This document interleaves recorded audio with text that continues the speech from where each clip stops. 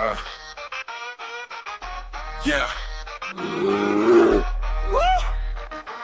Woke up with a vision, it's Professor Bear's day. Ruling the game, coming hard, paving his way. Thoughtful and smart, yeah, the wisdom of man. In a world full of shadows, he's breaking the cap.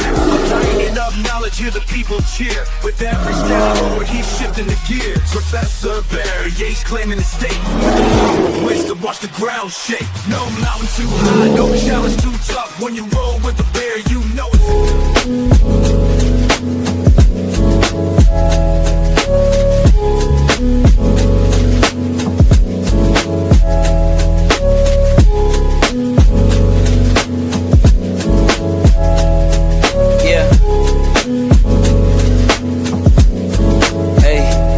beginnings on the cusp.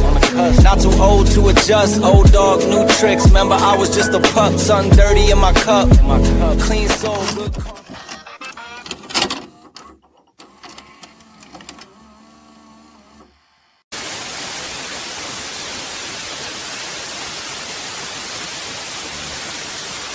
Wrestling Society Network.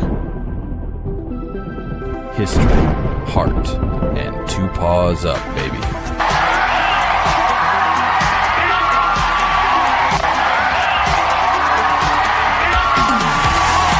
This is a Bear's Thoughts, breaking down the legends, the stories that shaped the squared circle. Professor Bear, old school wrestling like you ain't never heard it before. Hosted by the man with more knowledge than steel cages got steel. Only on the Wrestling Society Network.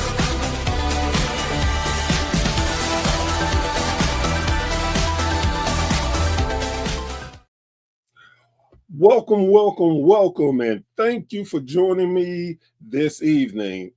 My name is Professor Bear, and this is a Bear's Thought.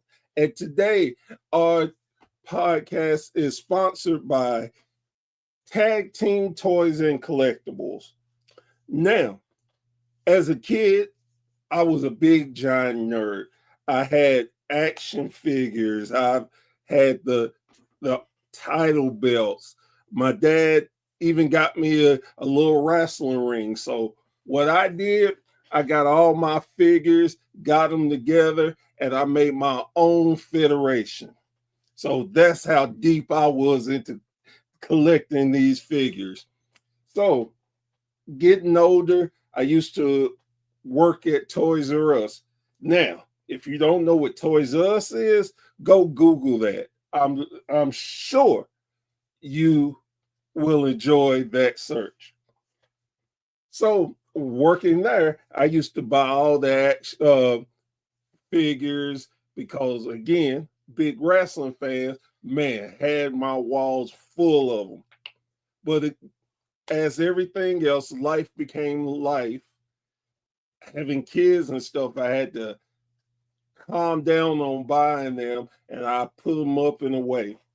Well, one day, I was cleaning out my garage, and lo and behold, I found my figures. Oh my God. I had the original lineup of ECW figures. Yes, I had some amazing stuff, but then I was like, they're just sitting here collecting dust. Let me sell them. But of course, I'm too lazy to go on the internet and try to sell it on eBay and stuff. Luckily for me, I did a little research and found a great wrestling store near me in Clinton, Tennessee. Tag Team Toys and Collectibles. And when I tell you they have anything that you can imagine that has to do with wrestling, they have the figures, they have the accessories, they have championship belts, the real replica belts. They have VCR tapes. If you don't know what VCRs is, if you looked at my intro, that's what that is. They have DVDs, they have cards, they have tremendous amount of just wrestling figures. Plus, They even have comic books and other collectible stuff. So do yourself a favor. Go on Facebook and put in Tag Team Toys and Collectibles. You will not be sorry about getting things from them. My other sponsor is Chops Cards and Print on Demand. As a kid, of course, like I said, I was so big and such a nerd. Man, I collected baseball cards, football cards, basketball, wrestling cards, you name it, I had it. And one of my dreams is to have my own trading card. But then I ran into a problem. I'm not such a great athlete. And the bigger problem in that is, yeah, I'm kind of lazy. So I had to let that dream go until I found Chopped Cards and Print on Demand.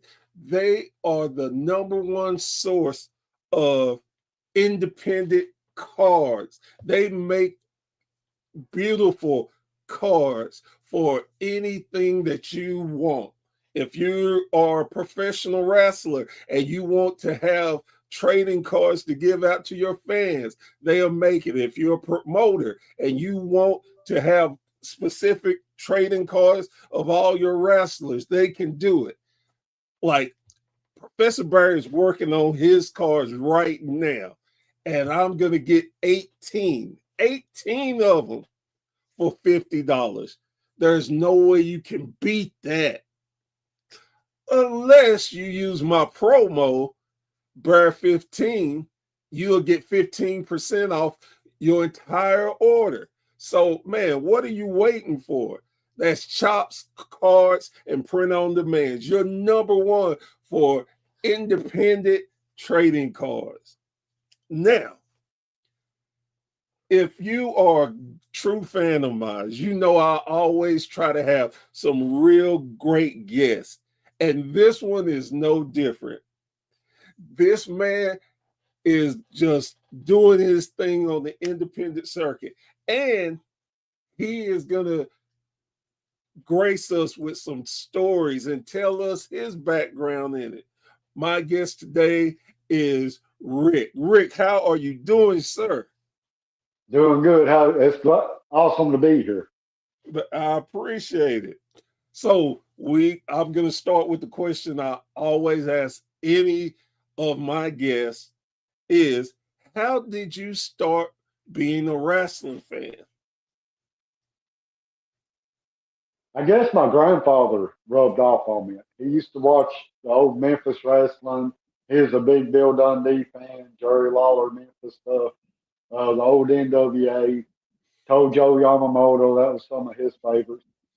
And I'd sit down and I'd start watching it with him, and it just rubbed off on me. And what caught me about the sport is these guys, as a child watching it, was able to climb up real high and jump off stuff and not get in trouble. And to a kid, that is the ultimate thing to do. Oh yeah, definitely. Whew, many a times I got myself in a lot of trouble trying to do the same thing I saw on TV. Oh, so with you following the Memphis stuff and the NWA, how did that translate into you growing up and being able to get into the business? It was very rough for me to get in the business because I started training in 1995. Guys my size was almost unheard of in 1995. So I went through a lot of promoters until I found the right one. Because a lot of them was like, dude, you can be a referee, you can be a manager. You're too small to wrestle. And everybody kept steering me toward management or trying to be a referee. And I persisted, and I finally found a promotion that gave me a chance as an upstart HCW Hardcore Championship Wrestling. It was based out of Hazard, Kentucky.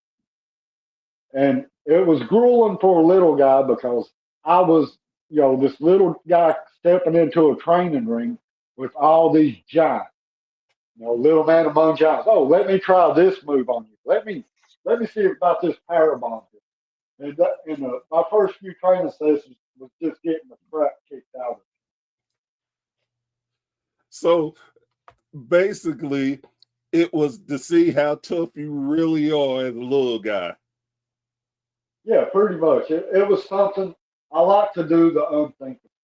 When somebody says, "Oh, you can't do something," I like to find a way to do it. I don't like excuses. I like solutions. And I put myself out there. And I always had a dream to be a rock singer or something, but I ain't got no singing voice. I always had this passion, undying passion for professional life, and I wanted to be in the sport one way or another. So, you know, I used to walk many miles just to train. And yeah, I wanted to push myself and to see if I could accomplish what people really told me I could never accomplish. And that is one thing that I think a lot of people, even if you're a giant and whatever, no matter what you want to do in life, you have to have that drive to do it and not let people stop you. Because even if you don't make it, you can say, I tried. No matter what people said and did, they couldn't stop me from trying and at least succeeding where I'm happy with it. So with that, and people taking advantage of you because you're smaller, um, when did it click in for them that okay, he's for real? No matter what happens to him, he's not running. It took a few months for the fans to actually warm up to me, but I really believe what helped me is the fans love an underdog. I am the ultimate underdog. You got this big 6'2" guy talking smack and smacking, picking on this little guy.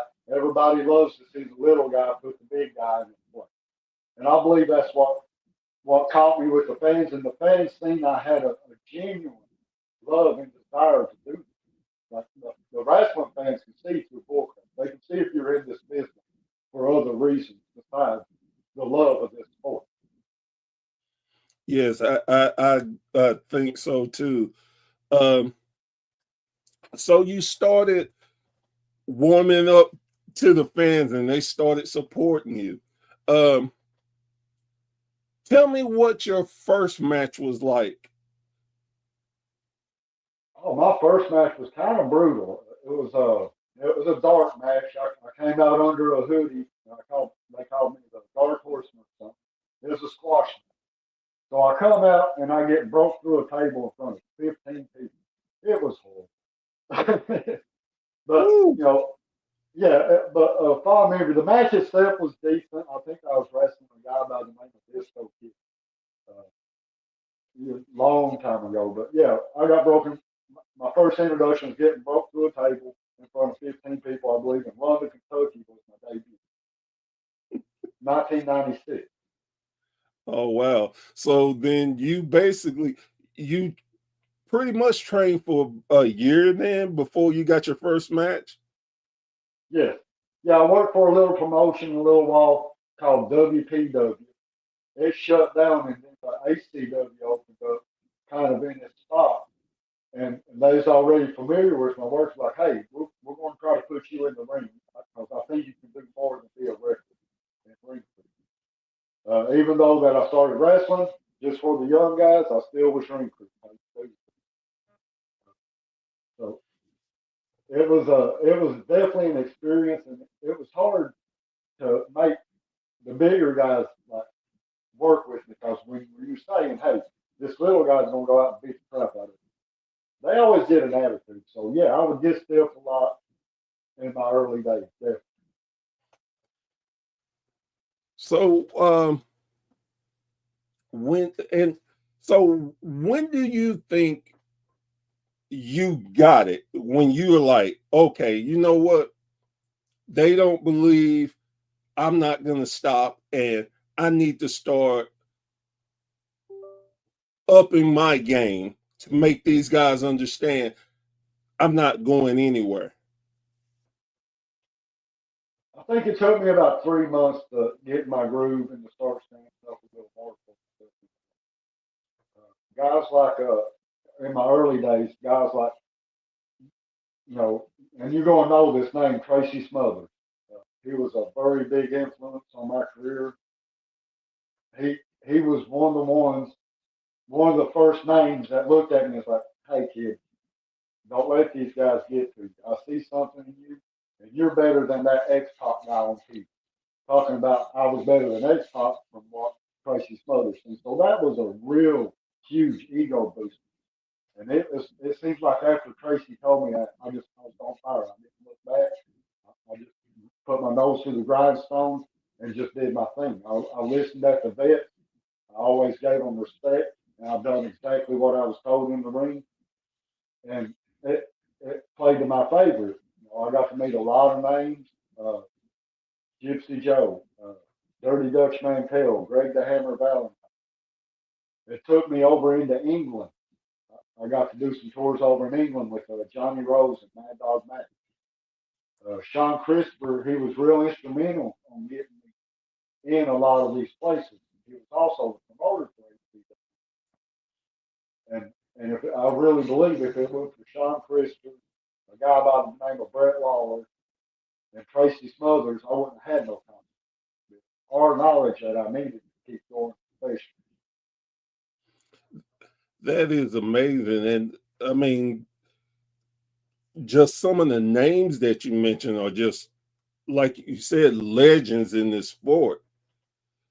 Um, with those, with you're getting advice from the vets and they're telling you that they believe in what you're doing and not to give up, and you got it like, hey, you know what? They believe, well, first you believed in yourself, then the veterans are believing in you, and you start going. What was the journey for you once it started clicking and people started believing in you? Where were you going, and how was it going for your career? It was going great career wise. You know, as you know, most independent wrestlers also have a shoot gig job. They work a normal daytime job. And on top of that, you're also taking care of your family, you're taking care of your household repairs, running to the school functions. And it can get overwhelming for an independent wrestler trying to maintain the normal life to provide for your family and be the prima donna in the spotlight of the evening. Uh, Sometimes it would get crazy, but I always kept the line between professionalism and my hobby. Uh, that's why I think stage names are important. You know, I was able to separate Wayne Edwards from the character Simply Rick, and that was important at that time. But by doing that in that mind frame mode, possibly kept me from trying to reach further up into the main. And I think a lot of us fans don't really understand the how much love that you all on the indie circuit really have, because like you said, you're trying to keep your household, you're doing a shoot job, health. A lot of the guys and girls that I know, they work two jobs, or and going to school, they have so much, but they keep it going mainly for the love of the sport. And I think a lot of times, again, just looking at the characters y'all play and stuff, we just think y'all about, okay, they want to make the money and go here, and not realizing how much passion for the sport that you sacrifice so many things to continue doing what you're doing. With Yeah, with that That's very Go correct. ahead. Yeah, that's very correct. And it's a lot of sacrifice. Not everybody can do this. We make it look easy, but to put on a pair of boots and actually get in there and do it, that's a whole nother story. Like it's easy for the fans talking, oh, I'm gonna wrestle. But once they get in there, it's a whole different world. Oh yeah, I learned a long time ago and very quickly that I respect each and every wrestler for everything they do. Hell, I mean, and even the referees, the valets, the managers, it's a whole different world more than we the fans really understand. So with your career going, um, when did you get to a point that you were, you know what, this is going good and I want to have something beyond my wrestling career? When did you start thinking about that? Probably right now in my 50s, to be honest. Uh, you know, I've just always had such a love for the sport. It's done so much for me. I didn't really like take off and get on fire, I believe, until I got the PW top 500, PWI top 500.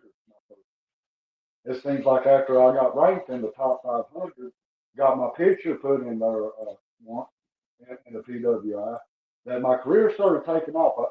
I actually got invited to go over to England and work several provinces over Britain for Johnny Rose, a guy by the name, you might know him. It's a British promoter, but Jack Taylor. Yes, yes, Jack Taylor, I loved working for that guy, and I felt like, just going over in England and working for names like Jack Taylor, I was there. I made it to kind of where I wanted to be at that point in my life. But as far as me wanting to play it safe, I never did. I'm a wrestler. But I know what can happen every time I step in the boat. Yes, I can get hurt and get laid up and not be able to do my shit. Maybe face an eviction. Uh, all them things are real, but I believe if you're worried about it in this sport, you don't need to be in this sport. You need to go somewhere else and play frisbee golf because this sport is real and it's real dangerous. Plain and simple. yeah, definitely. You're 100% right on that. When you found out that you had actually ranked in the PWI 500, what was going through your mind when you actually saw your name in that publication? Oh, I was on cloud nine. My head didn't swell completely too big, but it was personal satisfaction. Though I mean, I'm a little Appalachian kid from a head of a holler, like legitimately used an outhouse, uh, carried buckets of coal and chopped wood and all that. So it was very humbling for a little Appalachian kid that pretty much was in a region where if you didn't get out of that region, you didn't have a job. Uh, but it was satisfactory to see my name in there with Ric Flair, Hulk Hogan, so many countless names of that time. Yeah, that was like awesome, and I was on cloud nine, and that was one of the best feelings I've ever had of accomplishment. So, So, just out of curiosity, do you remember the year you was ranked in there? oh, I was ranked twice. I think one of my ranking years might have been around '98. Uh, I'm pretty sure if you Google Ric Gunner PWI top 500, it would give the number in the year that I was in. But I'm thinking '98, and my second one was somewhere in like 2000 to early 2000. And the reason I asked that is because I collected PWI since I think I started in '88. Mhm. So I kept going to something in the 2000s, I believe. I still have them to this day. So I am gonna have to pull mines out and see if I have your one, and maybe I can get you to sign it for me. Oh, most definitely. And I'm pretty sure when a lot of the arena reports between the year of '97 up till about probably 2007, you can find Ric Gunner in a lot of the arena reports around Kentucky. That was where we was mainly based out of. That's so awesome, man. Man, you know, I've heard some wrestlers say that it doesn't mean anything to them to be ranked in the 500s. And I always, in my mind, I thought to myself, bullshit.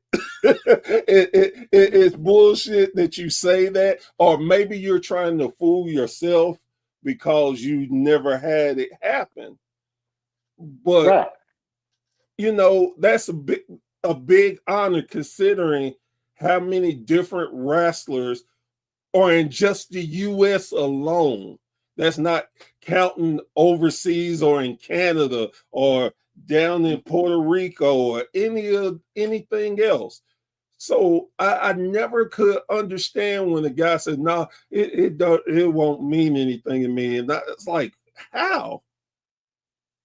You know, I've heard them answers, and I don't buy it either. I call BS in my head too when they say that, because to me it's like a personal honor. Like the vets, they want to be like, sound like a vet and sound like, oh, it's just a prop, whatever. I don't care. But a lot of them's never been in it that says that, man. yeah, that's what I believe too. Because, like you said, if nothing else, that should legitimize what you have done and what you're doing, that other people recognize that. So, again, that who doesn't want an honor? That's just like saying, "Hey, I'm getting into wrestling. I don't want to win any titles. They're just Right. prop. I don't want them." It's bullshit. I mean, okay, if you want to fool yourself, great, but don't try to sell me on something that, it being a fan, I know what it would mean to me. I can only imagine what it would mean to someone who dedicated, bust their butt, sweat, tears to traveling, and you're Yes. so, again, I find that funny. I don't go deep into it with people, but I just think it's a bunch of malarkey. Yeah, because they don't just give them 500 rankings out. There's a criteria and a qualification that they look at before they consider you for it. And if you don't meet the certain criteria, you don't even get considered to be in the 500. So yeah, I was proud of that achievement, to reflect on the work that I put in to get there. Exactly. So, tell me about the promotion that you're currently in. All right, I'm in. Currently, I've been in Doomsday Pro Wrestling for the last 6 years. We actually started up in we was running the Tennessee area. We was going to open our first show in 2020, and as we all know what happened in 2020, we couldn't run a show. So here we just launched a new promotion and been advertising for probably about 6 months to run this show. Very first show. The show had to be canceled due to COVID. It was going to be in Rocky Top, Tennessee. But we managed, for some by hook, by crook, by the grace of God, whatever, but we managed to keep this company afloat for a year by just on promos from about 3 people in the company. You had the puppet master, Michael Ramone. You had Mr. Liberty. You had me giving promos for a year, just to try to keep our company relevant and to keep it in people's minds. And then finally, when we did get a date we can run, we had a lot of steam built it up, and we actually done good on our opening night in Rocky Top, Tennessee. So Doomsday, it's a fairly new promotion. It's a little struggling, but they got great talent. They're trying to keep with the old school wrestling traditions, but kind of borderline on catching the new age eyes. Uh, you definitely see a lot of hard hits in our promotion, and our promotion is not scripted. I don't believe in scripts, and we're unscripted, and that's something that is missing today in our sport. Everything's too scripted or too talked about. Go in there, do your thing. Know what you're doing. It's going to look good. And you know what? That is so amazing and different, because, like you said, most are scripted, and y'all just pretty much freestyle it, I would say. Yes. That's amazing. So you have to believe in your talent to give them the opportunity to be able to do what they're supposed to do. Oh, most definitely. Because back in the day, before we got I call them the TV studio in our pocket now. Like, you got a whole TV studio in your pocket now. But back when I first started, we didn't have this technology. And when I done a show on HCW when we was televised, I mentioned this the other day on Mayhem Media, I think on their podcast. We would literally wrestle 4 to 5 times in one night to do a month worth of television tapings for the local television area that we was running on around in our area. And sometimes that would get brutal because you'd have this real hard match for week 1, and then when week 2 rolls around, you got to come out looking like you didn't even step in the ring yet, bouncing around like you're good. And these young guys need to take advantage of this TV studio nowadays. Get their face out there. Definitely. And I think too, for me, I love the fact that we have the feel, the territories are more back now, but you have so many different outlets to get your product out there that you don't have to rely on a studio. Even if you have one, great, but you don't have to rely on that to live. You can actually, like you said, promote yourself, promote your company, get people to view you that they could be over in Washington State and know your product and follow you faithfully. Yeah, I'm trying to remember one of the country demographic chart on the charts when you like they tell you where you're getting the most views at on your professional dashboard.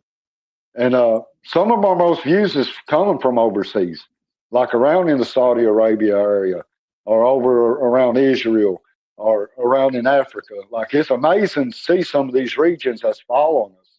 Like you said, like, you can go worldwide with this little device in your pocket. And I always tell the young guys, get your face out there. You can get on here and just say snoochie boochies and say your name and go on about your day. Just keep getting your face out there, because that's what it takes. Make people see your face. Exactly. And once they start seeing your face and then hearing you, then they get to the point, man, I got to see what he's talking about, if he's any good. And then it builds a buzz. Then maybe that person tells 2 friends, and those 2 friends tell 10 friends. And before you know it, you have a big following. Then you have companies that want to bring you in because you have a buzz about yourself. So with that perspective, do you think, and again, I'm a old school wrestling fan by heart. That's what I grew up on. I will love it to this day. But with that being said, do you have to modernize your wrestling to get the younger fans? Because if you don't honestly, if you don't catch younger kids today within the first 30 seconds, they're done. They're not going to pay you any attention. Yeah, and that's what I was kind of talking about earlier. We're trying to keep the old school tradition, but we're having to modernize to catch the younger eyes. So if you don't evolve in this business, you're going to fall to the wayside. With you being a veteran in the business, and I've seen this so many times, a lot of older wrestlers and managers and whatnot, they seem bitter, and they seem bitter that they are not as relevant to the business now. They feel like they're not getting their just due, and these young, well, let me say it to you in this example. When CM Punk went to AEW, one of his big complaints once he left is the kids didn't want to hear his advice, and he felt some kind of way about it. Do you think that is prevalent, and do you have to always listen to an advice from the veterans? I mean, you don't have to follow it to a T. A lot of the advice comes from a lot of experience or something that's happened to them personally, in my view, or something that another name has told them. But the the advice, I think, to make yourself a great wrestler, take the advice, listen to what they're saying, but make it yours. Do your own style. Because if I would listen to everybody exactly down to a T, we probably wouldn't be sitting here talking. I would be so irrelevant. Like, you got to stand out somewhere, but don't be disrespectful. Listen and listen at what they said. You might can use the advice to the way you understand it and to the way it fits your character or your work, your work style. And I think the key word that you said is respect. I think that a lot of people, if they did things with more respect, that it would get out there more, because uh, younger talent and the older talent, they seem like they don't have respect for the other, or they say it so in such a disrespectful way, instead of like, hey, I saw this in your match. Do you, hey, if you don't mind, I can tell you a couple of things that may help you. Versus, oh, that match was crap. We did it like this back in the day. Why would you want to listen to someone that's constantly crapping on you, instead of like, hey, I saw it. I saw some positives, I also saw some negatives. If you got time or you want it, I can give you some advice. Yeah, and that's the way it should be done nowadays. Like, and I feel like a veteran. Like, I've been in the ring going on. Next year is going to be 30 years, and I have found in my experience that a 2 week vet can learn a 30-year vet something every now and then. Like, we're always learning. That young vet might know a new trick that's around that you might not pick up on because you got tunnel vision into the past. So I think the veterans should have more of an open mind toward the young guys too, because you got this like little attitude clash sometimes. But I believe both vets and rooks should just start listening to each other to make this product better, not take it personal. Do you think? And again, I am. I like to say I'm a great associate of the sport. I definitely do not say that um, I'm a know-it-all or whatever, because I hadn't had the pleasure of being in the sport long. I've watched it, but doesn't mean I'm an expert. But with that being said, I see things to myself and it's like, okay, that and I think a lot of times we all let our attitudes drive us down the wrong path instead of being humble and respectful. Like anytime I meet a wrestler, I don't know how long you've been in the business, but I always try to show you respect because I respect what you do, what you've done, and what you're continuing to do. So I try to be as respectful as possible. But in the same token, I expect to have that respect back to me, which I can personally say I have not ran into any wrestlers that has been disrespectful to me except for one time, and I carried it like a grudge. Then I finally realized I didn't know what he was going through, and caught him. I could have caught him at a bad time. I didn't even say anything to him. I just like, oh my God, this person. And his comment was, oh, great, more fans.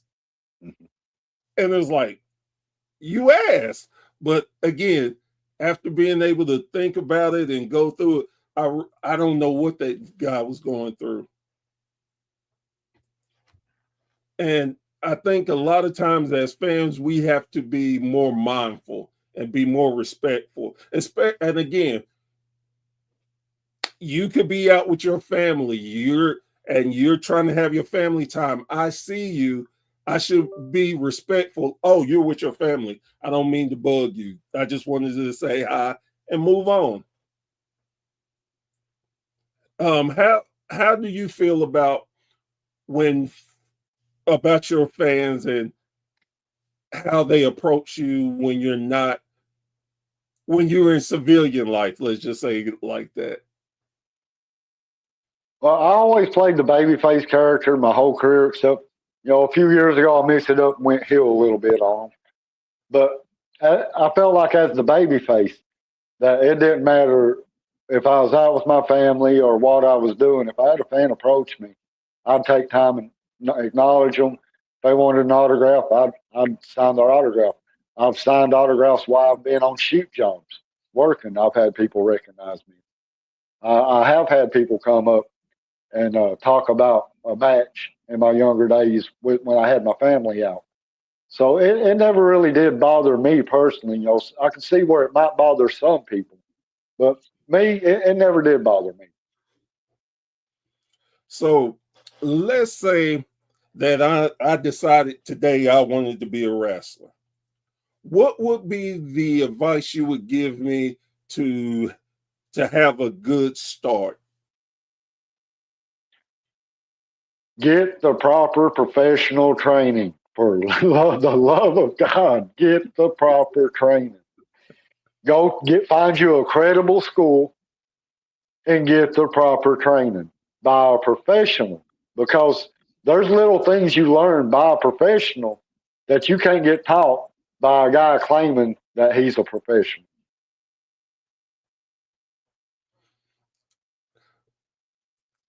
So, and the reason I kind of giggle, I remember, I got a chance to go to a wrestling school. I didn't go because of I couldn't afford what he was asking, but I really didn't feel too comfortable with the guy. Um, and later on, I found out he was ripping people off really badly. Uh, when you um, when you do your training, do you what is your mind state? And I guess what I'm trying to get at is how do you put your mind in the place of I want to accomplish this, so I need to do this. what drives you? I just have that natural drive, I guess. It's like, okay, it's time to do it. Whether I feel like crap, whether I'm feeling good, it's like I can flip that switch, and I know it needs done, and I do it. And that's the best way I can explain that on my personal. Right. When you won your first title, what was going through your mind? I think we're going to have a ride.